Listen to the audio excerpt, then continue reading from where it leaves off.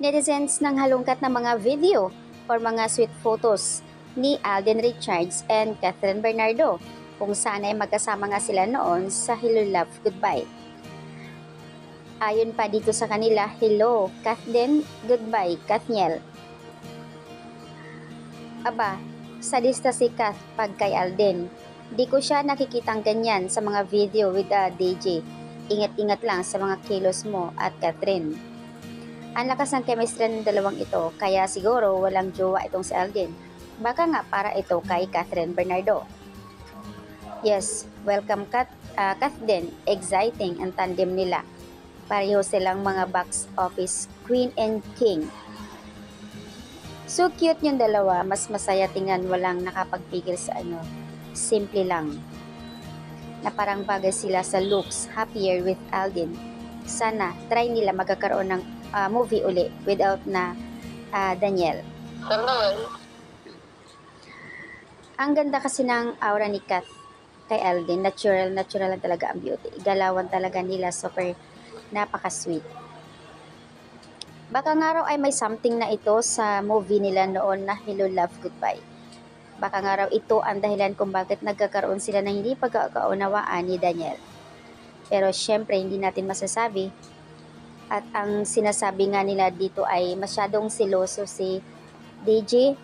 At may nagsasabi din na si DJ ang may fault about Andrea Brillante. So puro haka-haka, wala pang napatunayan lahat, guys. Ang pagkakaiba nga lang daw dito, masyadong seryoso si Daniel. Si Alden nga raw ay something clingy. Natural lang. Okay lang yan, Kat. Tama naman. Ipaubaya mo na lang si DJ kung saan siya gusto. Hindi naman niya pinahalagaan yung pagmamahal nyo in 11 years. Yung matagal nyong pinagsasamahan. Love self muna. Yung bibigay ni Lord sa'yo.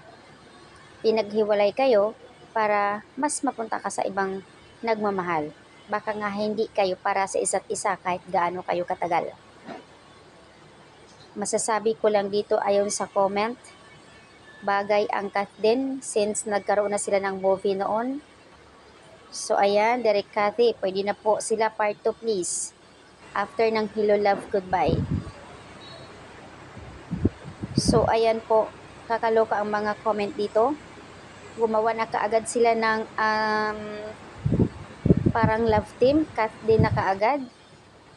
Profile account para sa Kathden. Aba, pinangungunahan na kaagad nila. Gusto namin magkakaroon ng part 2 sa movie. At dito, Chuck, magkatuluyan na talaga sila.